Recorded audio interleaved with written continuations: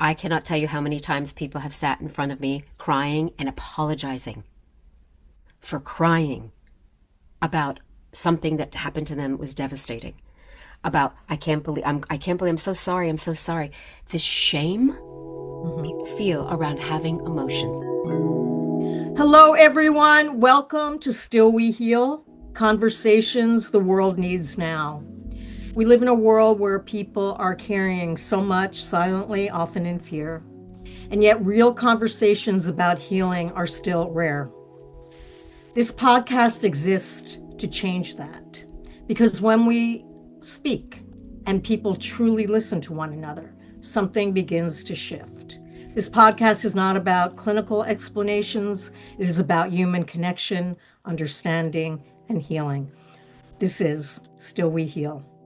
I'm so excited to kick this off with my dear friend, Sarah Agliotta. Welcome, Sarah. Oh, it's wonderful to be here, Leslie. My honor. So wonderful to see you. So first thing I'm going to do is read just a very brief bio because Sarah is extraordinarily accomplished. And then we will get into healing. Sarah is a licensed professional counselor, trauma specialist, and former UN delegate to the Commission on the Status of Women, whose work centers on helping individuals heal and reclaim themselves in the aftermath of profound adversity. With a career devoted to navigating the raw edges of the human experience, she brings both clinical depth and deep compassion to her approach, which I can attest to. In addition to her therapeutic work, Sarah is an award-winning actor, embracing a craft that allows her to explore and to express the emotional landscapes she so often witnesses in others in her clinical practice. To Sarah, both vocations are lives lived in empathy, which calls us to enter the inner worlds of others with reverence, curiosity, and care, something we're looking to do here as well. We often do not pay enough attention to each other's inner worlds, so we're looking to spend this time with that. Hello, Sarah. I'm so honored to have you as a guest on the very first episode of Still We Heal. I also want to share why this conversation feels urgent right now. We're living in a time where people are carrying more stress than ever, right? Stress, loss, anxiety, disconnection, and the world keeps moving. As if there's no time to feel, no time to process, and no time to heal. This conversation is about creating a moment where we finally slow down and speak to that reality. Your voice is incredibly important for this. Thank you. So I'm going to jump right in. First, I want to ask you, what first drew you to trauma work, not professionally, but personally?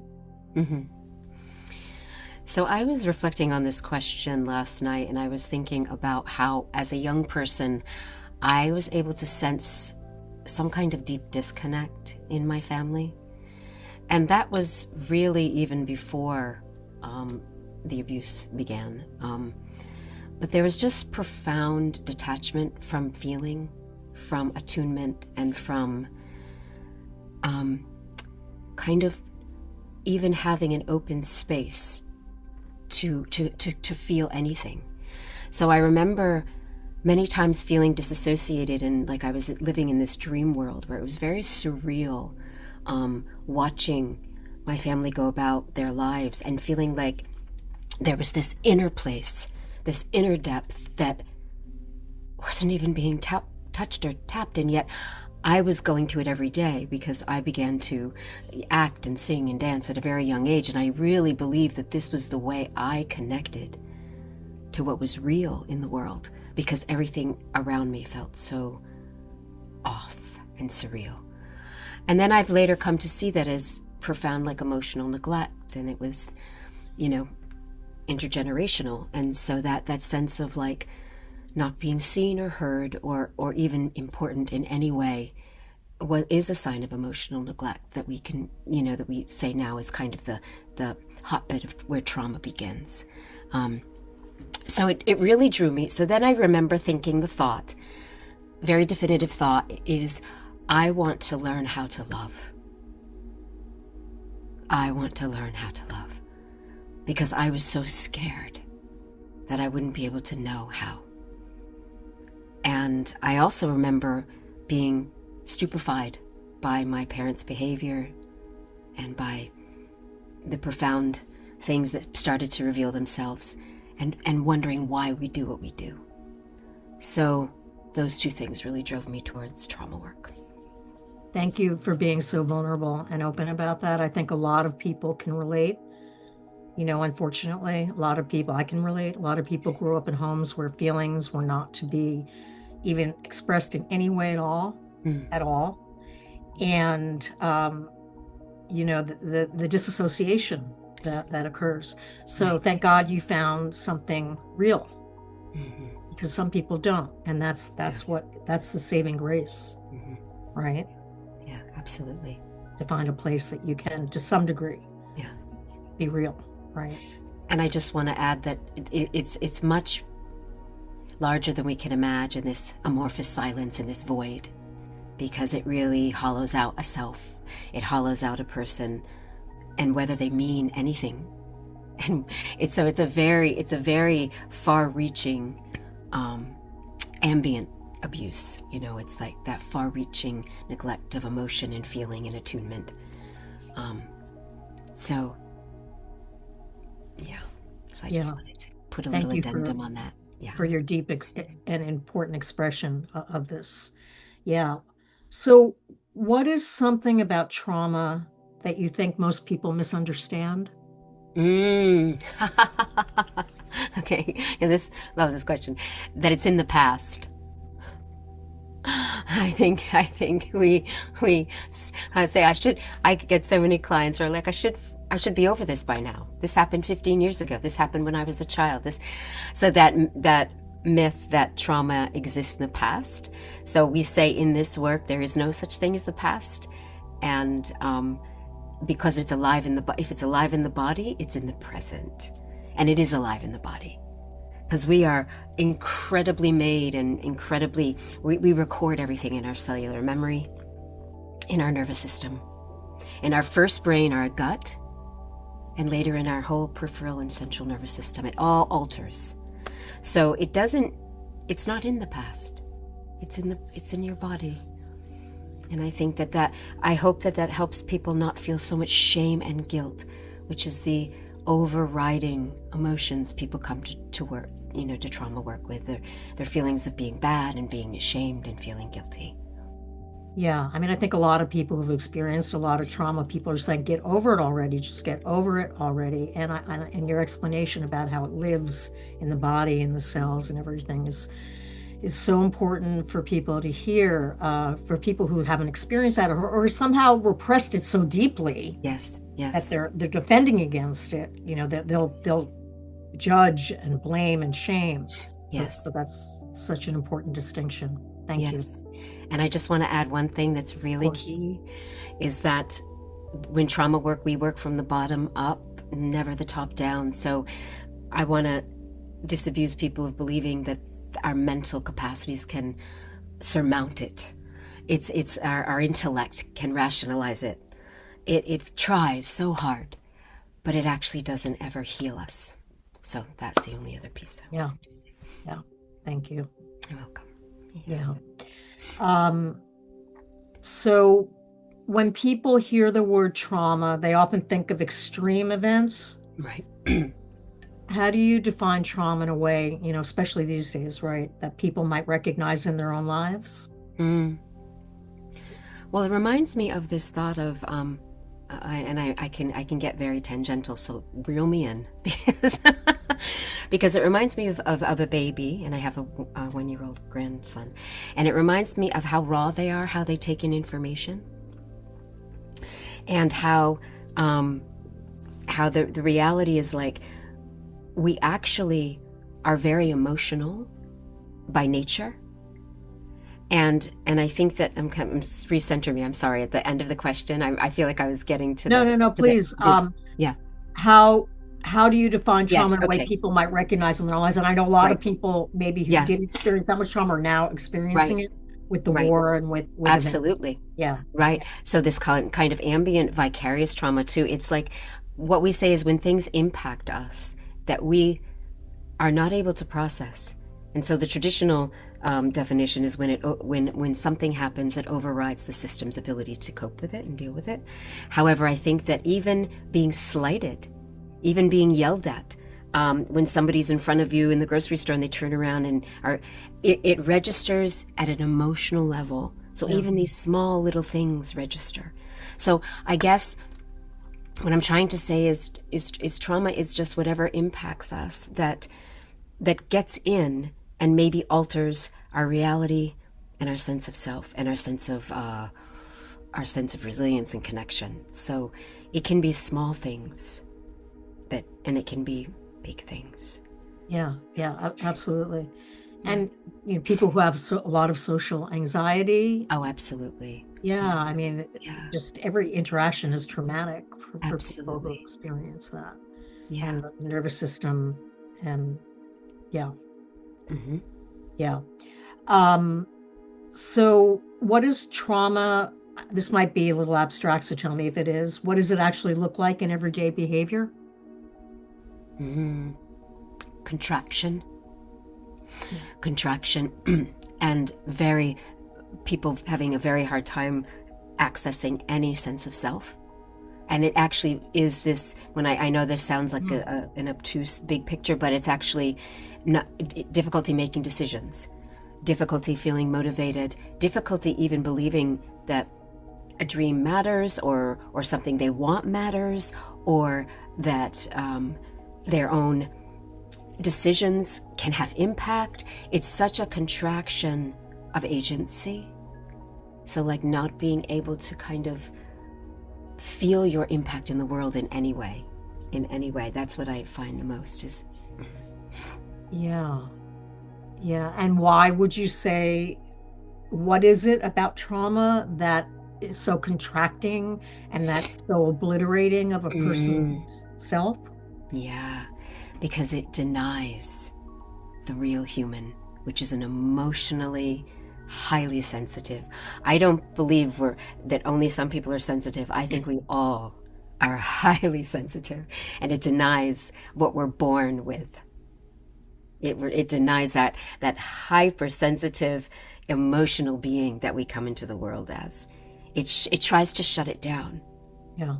And say it doesn't exist, and then you get surrealism and disassociation, and then repression, and then suppression, depression. It all follows suit. The more we deny of a kind of our human essence, the more more contracted we become, and the more that shows in so many different ways in each individual. Oh, absolutely, yeah. And the other thing I find is, when trauma sets in, there's some kind of loss of ground, and I don't really know how to describe it other than that's the primary objective of when we begin our first sessions, is to help create anchor and safety and ground, because people feel their emotions they have no control over the flooding, over the flashbacks, over overwhelming sadness and grief or rage, and so it's because there was never any anchor or container. So a lot of times that makes people feel very alone and very lost about how to even begin to heal, because they're so consistently overwhelmed. I think that's why a lot of people won't even ever take the first step, because it is opening up the door to feelings. It's so necessary and so overwhelming. Yeah, absolutely. Repressed feelings. Yeah. Yes. Yeah. And we try to make people feel that we're there as the witness, that we're going to be with you and holding your hand in hell, and we're going to make sure you're not going to get overwhelmed, and we're going to be there together, because that's what was never there. There was never the co-regulation and the connection. Yeah. So. Yeah. Well, you have very lucky patients, because not every therapist is able to offer that, right? In a way that is real and is genuine and is strong. Yeah. Yeah. Thank you. Okay. So why do so many people not realize they're carrying trauma? Is it because we don't talk about it enough, that it's not a normal term that people can recognize and then not blame and feel blame and shame? Why do you think Yeah. so many people don't even realize it? So I know I keep playing the same tune, but I'm going to say it in a couple different ways. I cannot tell you how many times people have sat in front of me crying and apologizing for crying about something that happened to them that was devastating. About, I can't believe I'm so sorry. I'm so sorry. This shame people feel around having emotions again. So if anything, I feel like at the UN, I was an ambassador of emotions. Like, I feel like this is a lost art, emotional intelligence, feeling feelings. And they have now recently shown that emotional intelligence is a more significant indicator of self-esteem and health in later life than IQ. They're now saying emotional intelligence is carrying us further. Yeah. Because of our ability to connect, our ability to have empathy, our ability to be resilient and to weather change and to understand others. And so EQ is now, superseding IQ. And to have relationships, because the world. To have relationships, yeah. Yeah. So to answer your question, I am still astounded 37 years later of how ashamed people are of their emotions. And I see it all around me in children. I see it all around me in adults. I see them being afraid to feel, I'm not hurt. I'm not hurt. They fall down and hurt. I'm not hurt. I'm fine. It's okay. You can cry. It's okay. Can I sit with you? Because I know you're bleeding, and can I sit with you? So it's like, how can we let people feel feelings and have it be a beautiful thing the way we let our little infants feel their little feeling, their big feelings, So having big feelings is a good thing. How did you come from your childhood where you had to repress everything into being able to have your feelings? It was my creativity that saved me. Yeah. Hours and hours alone in a room, memorizing Barbra Streisand and dancing and choreographing. And I was in ballet from the time I was 8. And, it was only through creativity that saved me. Yeah. That is definitely a lifesaver. Yeah. So this is important. How does trauma live in the body, not just the mind? Wow. So I knew that I was going to, use the word mystery here. And I think that how it lives in the cellular memory is the way it impacts. So there's a scientist who I'm not going to name here because he's quite controversial for me too, talked about the way we receive information is always through the emotional body first. And then we actually, it goes to our frontal cortex later. So everything comes in through the emotional body. And that has hormonal effects, immediate nervous system impact, and it immediately records on the cells. So let's say we see a car accident. Cortisol's released.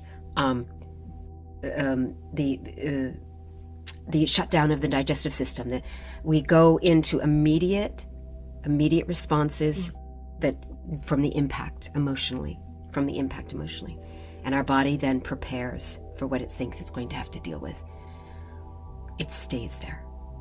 So that's what happens. It stays within the nervous system. It stays within the cellular memory, unless it's discharged. And that's why they're saying now they're teaching law enforcement and they're teaching EMTs to do a triage, adding traumatic discharge, like emotional de-escalate, and they're starting to do that now more to how to help people discharge the emotion so that it doesn't actually stay in the body. So this is, and they've proven with children, especially in war-torn regions, that if they can get in there quickly after the catastrophe, that literally they can start to have, the children will start to show resilience much quicker. So we need to process it out of our body through the nervous system recording, the cellular memory, how it impacts the hormonal system, and therefore then it gets to the central nervous system. So it's all connected about how it all lives. I want to learn more about that, and that's also for our military and our veterans who carry so much that has never been released, that has lodged in the body. Yeah, absolutely. Yeah. I pray we don't have too many more going into this war. So what are some subtle signs that someone might be living with unresolved trauma, that people, might suspect somebody in their life might have a good deal of unresolved trauma? What are the signs they might be picking up on? So, eye contact, sometimes people have a hard time with eye contact. Yeah. They also have a hard time with feeling, using their voice. Yeah. So having an opinion. Yeah. Yeah, that's an important one. People pleasing, and I'm not happy with that, adage, but, that sense of, I don't matter, what do you need? Tuning into everything around you. Huge disappearing act for people, holding trauma alone and feeling very alone and like they're not deserving of much at all. A sense of diminishment, like people will say, I don't know myself. I don't know who I am. I don't feel myself. Getting up in the morning and not feeling excited about the day. Having a lot of anxiety, which also really shows trauma. Social anxiety, OCD. We all have these different things that get more focused as the anxiety increases, when the unresolved trauma increases. And then the body can show it. You can see it in people's postures, the way they hold shoulders, the way they hold their neck, and also how comfortable they are with questions about, how are you feeling? I'm fine. Subtle, very subtle denial, dismissing, just kind of like, don't ask. It's gonna be too much. Don't ask. I have a couple clients that it's very difficult to even begin to tap that delicate place because it's just too raw. So we say defenses, but is it really defenses or is it protection and survival? It's a protection, yeah. It's protection, yeah. So all these little things, yeah. And it's pretty extraordinary how many people do carry trauma and do carry of all different kinds and stages, but and who do not feel that they're worth, they have much self-worth. It's Absolutely. It's very sad. Yeah, it is. Yeah, that this isn't addressed more. So I'm also, again, grateful for you to be sharing in such simple and powerful, these complex things in such simple and powerful ways. Yeah.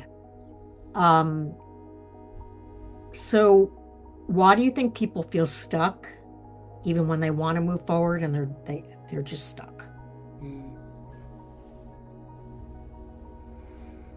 Oh, I actually don't even know if I can answer that question, because I've had 2 clients like that and I didn't have answers. All I could say is, I'm here, I'm going to show up with you, and we're going to be in the moment and we're going to find out what's holding you.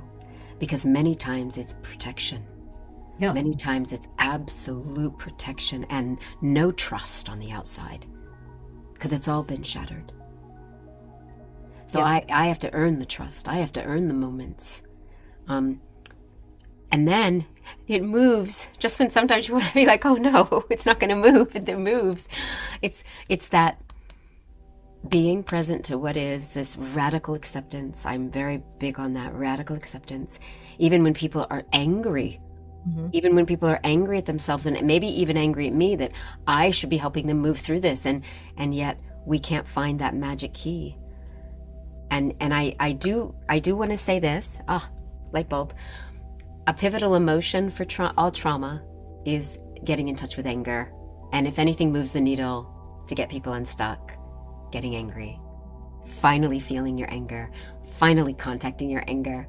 And I celebrate when this happens. I literally celebrate because it's watching people finally get angry at someone that truly, truly disrupted their life, and being able to then feel this energy and this passion follow. So we look at anger as very life-giving and kind of a turning point for survivors and for... Yeah. I mean, I agree with you, but I think there's a split. There are people who can't get in touch with that, a lot of people. Yes. And then there's a lot of people who that's all they feel. They Right. can't feel the Right. sadness or any of those other feelings Mhm. underneath that. And it's kind of, there's many in both camps. Yeah, that's true. Yeah. So for many It's people true. who are stuck, yes, I agree with you. That it's the terror of having anger, especially if it was towards a loved one that's been so deeply repressed. But then so many people just learn to just be angry all the time. And that's a different thing. That's when it's projected outward.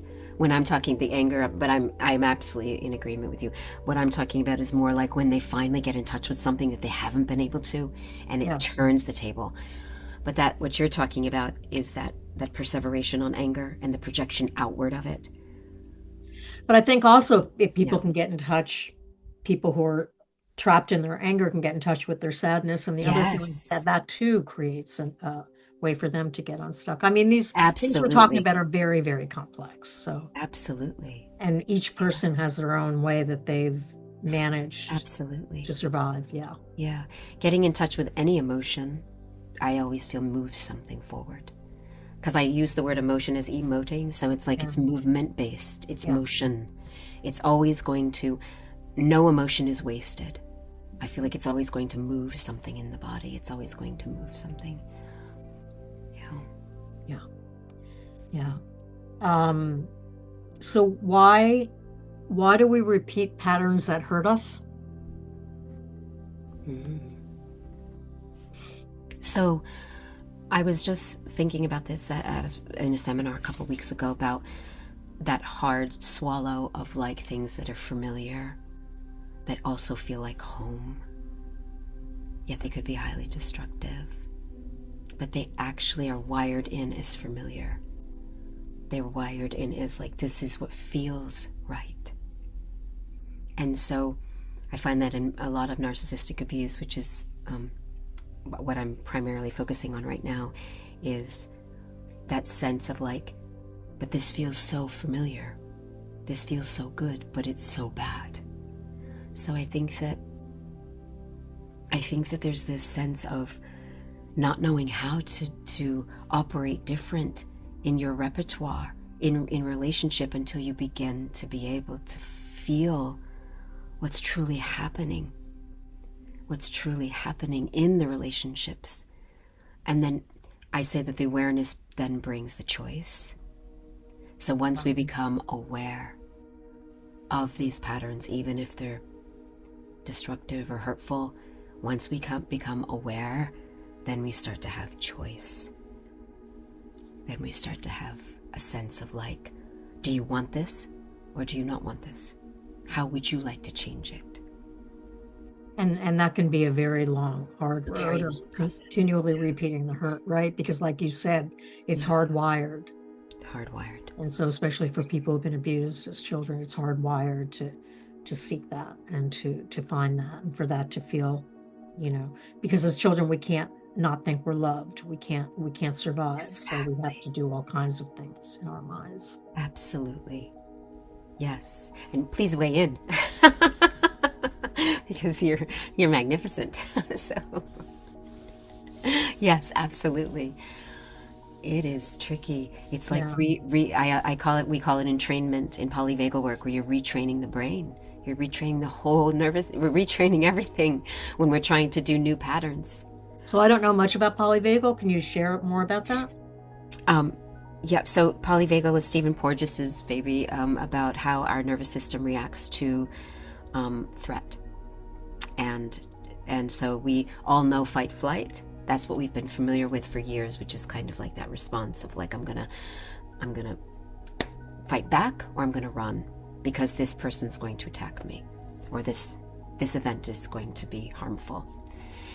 And then since polyvagal, he added the freezing, feigning, fawning.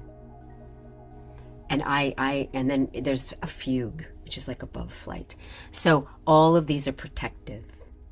And so the dorsal, so we have the dorsal, and then we have the sympathetic, and then we have the actualization, where it's kind of like the engagement center. And that's what we tried to get to. So the dorsal vagal is where you get the fainting, freezing, and kind of like the possum that pretends it's dead. So it literally is like, I'm just going to pretend I'm dead so you won't kill me, so you won't hurt me any further. So it's the fainting, the feigning, the freezing. And a lot of people are in this. So when you talk about being stuck, this is also, people are often in very deep dorsal collapse because they haven't even gone near that place of shutdown. Then there's the higher level, which is actually a higher place of being able to metabolize trauma, and that's, I'm going to fight you. I'm not scared of you. I'm going to beat you up. You think you're going to beat me up? I'm going to be. And that's actually activated because it means like the person actually has some agency. That's where we see the anger getting stuck, right, in the sympathetic, in that fight. And the flight is like, I've got to run. I've got to get out of here. Also very activated. Mobilizes the legs and the arms. That's why the gut shuts down. We see a lot of gut issues in trauma because there's flight and there's fight. And on both of those, our arms and legs are involved, and we have to shut down digestion and rest, and we have to shut down any kind of hope for connection. It's all about survival. And the dorsal collapse is about, I think I'm going to die. Maybe I did die. I am dead. So that's like the language of dorsal. So what does life look like for somebody in that state? Right. So that's where we get into what we were saying earlier. It feels like a very hard time contacting the self in any way, very hard time feeling any kind of agency or dream, or that they matter, that they have an opinion, that anybody cares. It's such a, and there's also, I could go on and on and on about this, because there's also a deep void that sets in. Many people talk about a nothingness, a feeling of emptiness, deep emptiness sets in at this collapse level. Okay, well, go ahead, I'm sorry. And the engagement system this is the place we're trying to get to, what we're having here. Repartee, connection, reflective listening. You're listening to me. I can see in your face that you're hearing me. I'm taking that in. My body's saying I'm safe. I'm connected. I'm loved. This is the engagement system. So this is our goal, is to kind of get back to that engagement system where it's not scary. Yeah, this is why AI can't replace the connection and the relationship, No. the reparative relationship therapeutic Absolutely. relationship. Yeah. Absolutely. Yeah. And on that note, I have a lot of clients who use AI for their homework, and they see me more. They're like, I want to tell you about what I did with my homework, and we have another session this week. And so I think that it can be used to help people once they start to dialogue with themselves. It can be a tool, but it's never a substitute. Yes, for dialoguing, yes. Yeah, but never a Yes, not for substitute. that container and the relational and the regulation and all that. Yeah. Absolutely. Yeah. Yeah. Yeah.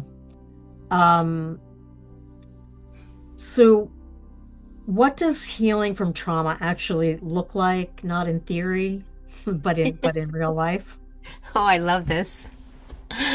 I love this because it's when people say, how am I going to know when I'm healing? And I love it because I'm like, well, first of all, you start to just use your mouth.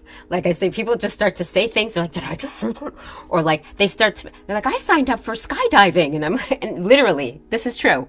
Or like, I just quit my job. Or people find themselves making these spontaneous choices unapologetically, speaking up, not doing things they used to do, saying no, planning a vacation, Literally, I've had clients that were traumatized in relationships and situations that were very damaging, and then all of a sudden they're on dating apps and they're like, I'm just going to date. I'm just going to try it again. Like, so I say people start spontaneously doing things outside of the trauma. So they start spontaneously enacting and almost like, and they almost don't even recognize themselves. Like, did I just do that? Did I just do that? You know, phenomenal. So that's, and also people find more emotional regulation. They'll say, yeah, that didn't get to me the way it used to. I didn't, even though they yelled at me, it didn't register the way it used to. So they start to feel more resilience and healthy boundary, healthy separation to those that could have been violating their emotional space. Also self-care starts to happen. Like, oh, I've always wanted to dance, or I start find people saying, yeah, I just started doing a yoga. I've always been afraid I couldn't do it because I wasn't flexible enough, and now I've just started a yoga regime. Or it's all this new energy that it's like watching something blossom. And I just kind of, I'm tickled to death because I feel like it's this very exciting time of watching people just hit those places of, healing. Yeah. So for people who continue for many, many years to carry trauma, but are in therapy, I mean, I know I've experienced this, but are healing, but still have, the impact of enormous trauma in their bodies. Can you speak to that, what that looks like in life, not in theory, even moving forward with tremendous trauma? Mm. And can you just, refine what the question is? Yeah. How to work that you with don't it? have to be, No. you don't have to be healed from trauma. No. Right. I just want to clarify. Oh, absolutely. Yeah. You asked me for the kind of the symptoms of when somebody's kind of healing. And I'm saying these are some of the things I see. And that's very inspirational. Yes. And then I just want to bring into the conversation that for many people, it's a lifelong journey. Absolutely. Yeah. So what can you see, what is healing from trauma as on a continual basis moving through life, even if you're still holding it and you're still dealing with it? Yeah. I think it's very similar to what I said about there's this strength that starts to appear within the core. Yeah. Like the core becomes stronger. The core just slowly starts to put itself back together again. Because I always feel like trauma crushes, shatters. Like the words I have have been formed over the years of working with people. These are the words that come in with. I was crushed. I was devastated. I was shattered. So we're talking in pieces, in bits and pieces. And so when we start to have the core come back together again, it actually is so subtle, but it's real. Something solid begins to form, little by little by little by little by little, And I think that's what I do see. Is there's a core that starts to. I love that. Yeah. Yeah. Just having that. Yeah. I think that's what so many people are searching for. Oh, absolutely. Yeah. Right. And I loved how this arc, I just want to recap a little. If we dare to be vulnerable enough to come to people with our emotions and our pain, we can find a way. But it's that feeling of like you come with shame about your emotions and shame about your pain. So I just want to invite anybody to, if you're feeling anything, your emotions are so valid and important. What you feel, what you experience is so valid and important. And it's your way forward, Yeah.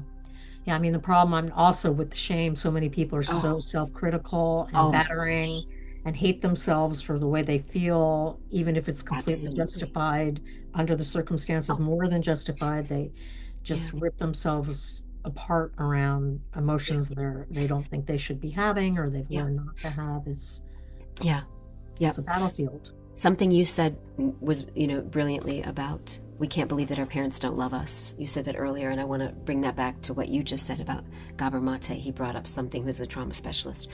He brought up something brilliant, too, that I heard the other day. So let's say a parent hits a child. The child does not blame the parent. The child thinks they did something to deserve it. Right. Hence the feeling that people come in, or they're like, I'm bad. That's the feeling that people come in with. I would say almost across the board. I'm bad.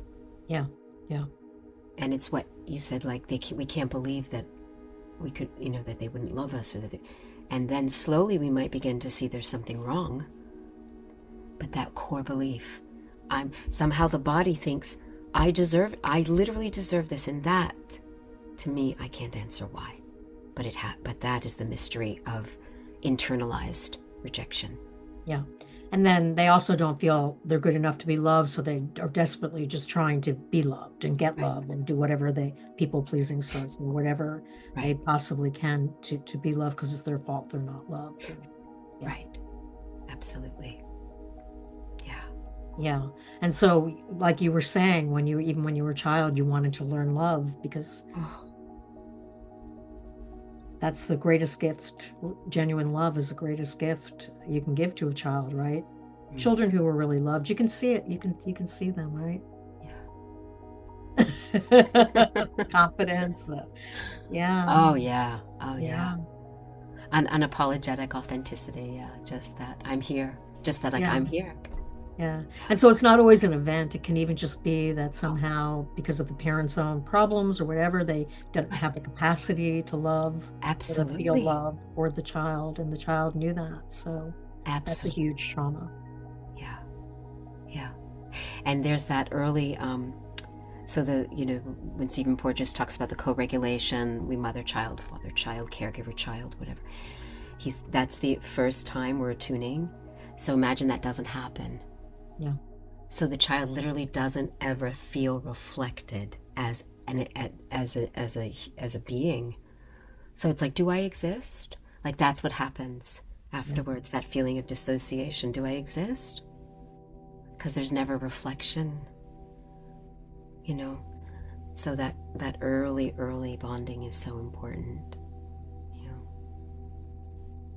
Yes, absolutely. Yeah. Absolutely. So what do you think are the biggest myths about healing? We've touched a little bit on it. Yeah. Yeah. Right.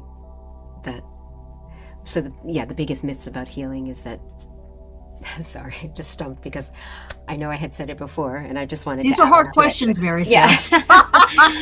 Yeah. The myth that is that we should get about it and everything. We should forget, get over it. That's the biggest myth about healing.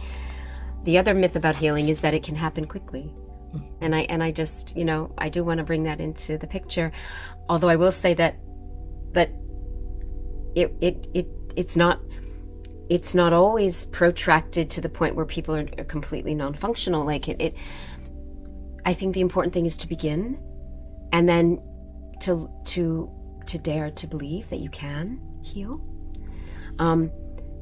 Because the myth is like, I'll never be able to heal from this. I've had people come to me and saying, I'm broken. I'm so broken. I don't know if you can fix me. No other therapist has been able to fix me. I'll never get over this. I'll never get over what happened to me. So that sense of doom, that sense of I'm hopeless. It's hopeless. And so the myth is that. Okay, so the myth is that you can't heal. And there's only one requirement, and that's to just see if you can just open space enough for yourself to believe that someone wants to hear your story and that someone wants to be with you. And that's all. That someone believes you. Someone believes you. That's all that's required to begin healing. Yeah. Yeah. So many people can't allow themselves to get there. And I think that's also loyalty to the abuser, or deep unconscious loyalty to thinking they're not deserving of it and they have to stay in that place, right? Right. Right. Yeah. Yeah. So what role does connection play in healing? Other human connection with other people? Yeah. It's major. I would say it's twofold. It's major because the trust is often ruptured in all trauma. Yeah. Even if it's environmental. Trust in self and trust in others, both. Yes. So it is absolutely fundamental that we try to find a place where relationships actually happen and they're not harmful. So that can be life-changing. Yeah. And it starts often in the therapy room, right? It does. Because people can't find that space often with just anybody. Yeah. Exactly. Yeah. Yeah. But then they get the tools to be able to withstand the not daily, but the relationships have rejection. They have all kinds of difficult things to manage, right? So if you don't have any core, how do you manage a relationship? Yeah. Being human is tricky. Yeah. Very. And I want to emphasize the self. Having the relationship with the self is where I think is some of the greatest work and some of the most difficult work. Because people are saying, I don't know who I am, I'm empty. But I can go out and be with all these people and feel good and feel connected, feel loved. But then I get home again and I'm empty and I'm hollow. So it's not just the co-regulation, what Stephen Porges says is this engagement center. This is the place we heal back into the world of trust and where we are calibrating based on healthy relationships. We're calibrating. We also need to encourage and cultivate the within. And that's sometimes, I think, the harder work of really forging a relationship with oneself. I think sometimes that's harder. What does it mean to forge a relationship with oneself? Yeah, and that's what I'm saying. It's such an open book about where do you feel yourself? How do you find safety? When are you feeling in your body? When are you feeling at all connected to the environment around you? What kinds of things make you feel safe? So I would say forging the relationship is beginning to find safety and beginning to find where is that. But what does feeling safe actually mean for someone who might not ever have felt it? Yeah.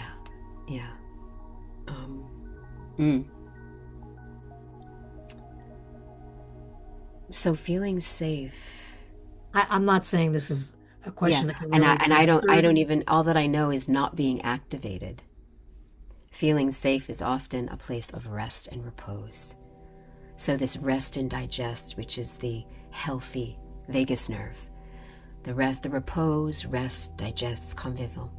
It's very connected. It's like I just can relax. I can just be. And that's tough. Because with trauma, we're always activated. I have a very hard time, right? Yes, we're always activated, always. I'm with you. It's very hard. And in my own work, this has been my most challenging. And I find, so safety, we talk about everyday activity, cooking, making your bed, stretching, putting your face in the sun, the most simplest things that start to register in the body that nothing's going to happen. So it's this kind of rest and repose. That's why I do a lot of polyvagal exercises with clients, because it resets to resets to the vagus nerve, which is how to let the sympathetic kind of drain out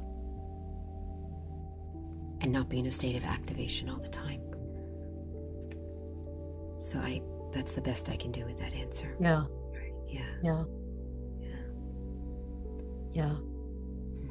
I mean, this is a tough conversation. There's tough realities that go along with Yes, this. I mean, still, absolutely. obviously, people who are listening, you can still have great joy and purpose and meaning in life with enormous trauma without being able to Absolutely. find safety or rest or so. Absolutely. Yeah. Absolutely. That's why I don't feel my thought was like forging when you asked about connection. Connection is very important. I think this is sometimes the harder one. I think sometimes this is the harder one. This is the lifelong journey of like going back to feeling that true rest and repose within oneself. Yeah. And you're right. And you can have lots of joy and have a beautiful life. Living with trauma.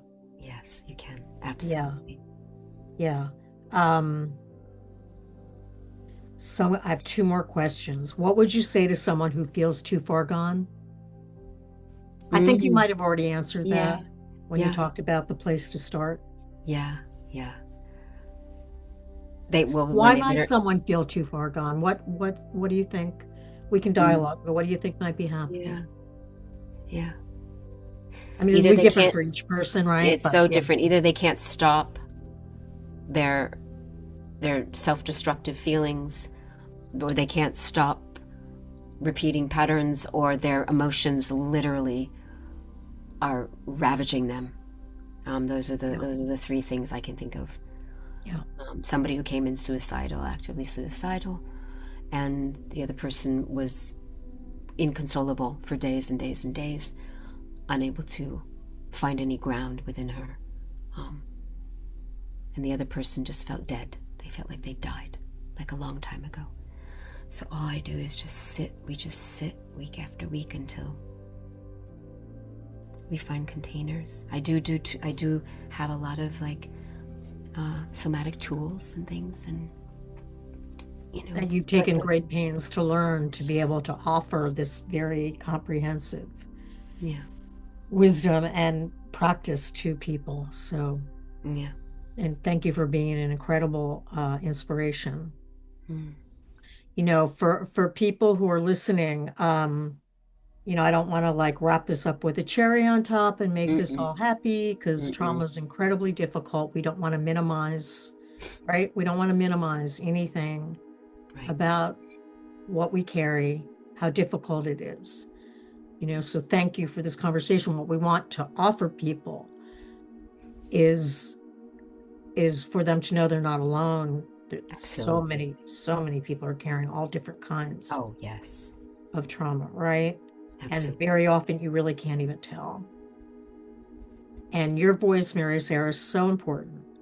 I know that what you've brought to this conversation is going to touch so many people, as every conversation I have with you it stays with me and brings so much to my heart and my being and my life. Thank you. Thank you. Oh my Thank goodness. Well, it you. has been such an honor, and I adore you. And I think you are one of the biggest humanitarians walking this earth. Your work, what you're doing, helping people communicate, incomparable. Incomparable. It's beautiful. Coming from you, that means more than you know. Yeah. Such brilliance and wisdom. I just do want to say something to our audience before Mary Sarah and I go. Oh, Mary Sarah, where can people find out more about you? Right. So, I gave you the Can you share the contact? Well, Oh, I don't healing have path. it with me. We are going Okay. to have, Okay. when this launches very soon, Mhm. we're going to Yes. have your photo, your Yes. bio with your contact Yes. information Yes. there. Do you Yes. want to send people to your website though? Sure. You can go to Mary. This is my acting website. So it's mary-sarah.com. That's my acting website. And I work at an agency in New Jersey called Healing Pathways Counseling and Supervision Center. And that information will come to you through Leslie. There's a phone number and an email you can reach me at. And that will be on Mary Sarah's bio. Mm-hmm. So to my audience, to our audience, Yes.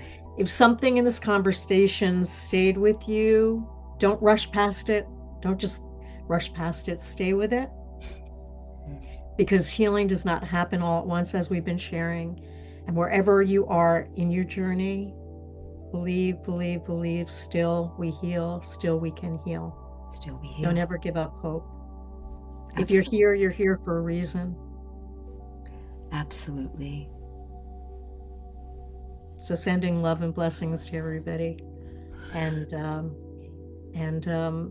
self-love in your healing journey. And thank you for listening. And thank you, Mary. Thank you for listening. Thank you, Leslie.